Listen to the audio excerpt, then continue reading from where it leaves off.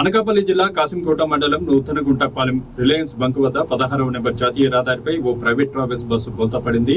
ఒరిస్సాలోని అడ్డుబంగి నుండి 35 మంది ప్రయాణికులతో హైదరాబాద్ కు వెళ్తున్న బస్సు ఒకసారిగా బోల్తా కొట్టింది. ఈ ప్రమాదంలో పలువురికి గాయాలు కాగా క్షతగాత్రులను అనకాపల్లి ఎన్టీఆర్ ఆసుపత్రికి తరలించారు.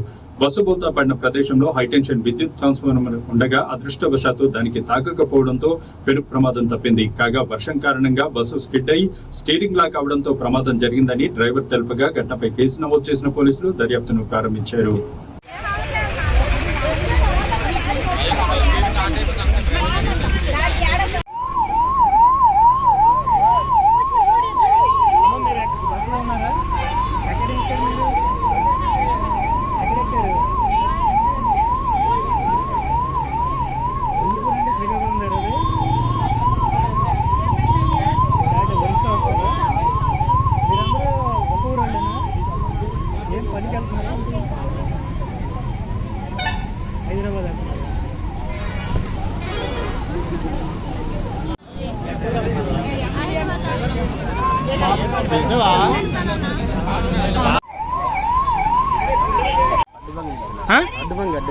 అడ్డుబంగి ఎక్కడ ఒరిస్సా? అది ఎక్కడికి వెళ్తుంది?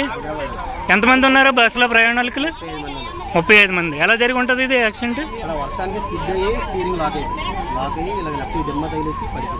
ఇందులో ఎవరికన్నా బాగా దెబ్బలు తగిలినాయా? పిల్లలు ఉన్నారా ఇందులో?